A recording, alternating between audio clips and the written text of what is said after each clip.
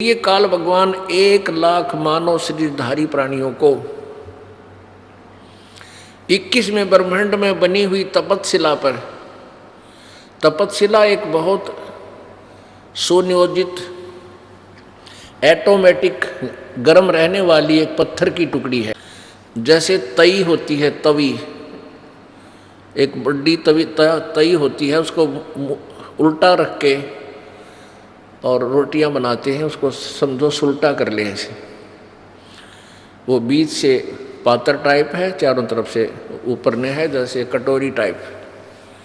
तो उसमें 1,00,000 मानव शरीरधारी प्राणियों के सूक्ष्म शरीर, उन प्राणियों को सूक्ष्म शरीर समेत उसमें डाल देता है और वो ऑटोमेटिकली इतने गर्म कर देती है उस प्राणी के सूक्ष्म शरीर से, उस गंध को छुड़वाती है वो तपतशिला, यानी वो आँच, गर्मी, ताप।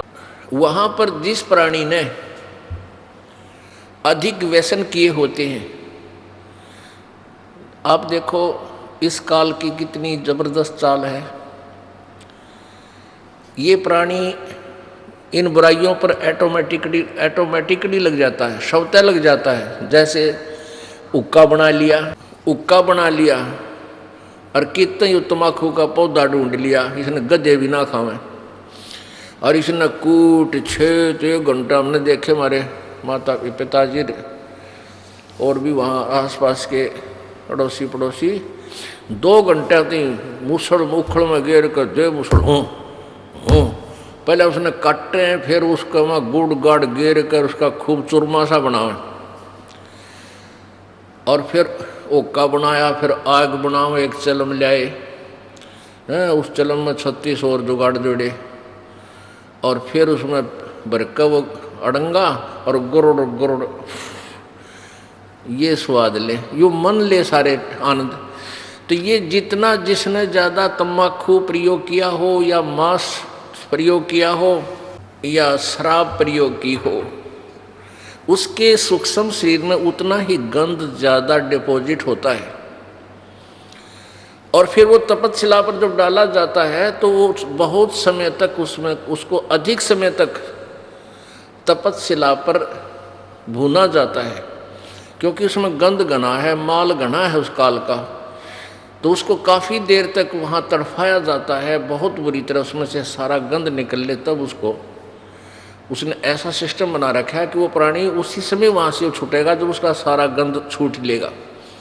और जिन्होंने वैसे स्वाभाविक कोई व्यसन कम किए हैं, उनका तपतशिला से पीछा जल्दी छूट जाता है, फिर आकर योनि दूसरी धारण करनी ही पड़ती है कर्म अनुसार। तो ऐसे इस काल ने जुगाड़ जोड़ रखे। जो प्राणी परमात्मा कबीर जी की शरण में आ जाते हैं वो फिर तपतशिला पर नहीं जाते। उनका अकाउंट ये धर्मराज, इस काल का जो चीफ जस्टिस है, ये धर्मराय नहीं लेता। उसका उस भक्त का अकाउंट इनके पेपर से, इनकी बही से, इनके कंप्यूटर से ऑटोमेटिक निकल जाता है। तो कहने का भाव ये है कि जितने व्यसन आज समाज कर रहा है कलयुग में,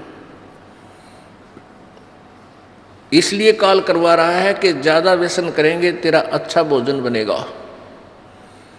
तो पुण्यात्माओं, इसलिए इस काल भगवान ने सभी प्राणियों को मिसगाइड कर रखा है।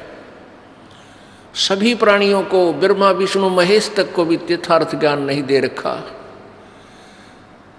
इसको डर लगा हुआ है कि यदि इन सभी प्राणियों को अपने मूल स्थान का पता लग गया, ये सभी भाग जाएंगे, सभी दौड़ जाएंगे, यहाँ कोई नहीं रहेगा। दौड़ जाना वैसे आसान नहीं है, क्योंकि संत आवेंगे, परमात्मा कबीर जी आते हैं, वो फिर अपना यथार्थ ज्ञान देते हैं। तो काल ने ऐसा सिस्टम बना रखा है, हम इतने अज्ञानी बना दिए कि हम अपने परम पिता के साथ ही वाद विवाद करना प्रारंभ कर देते हैं।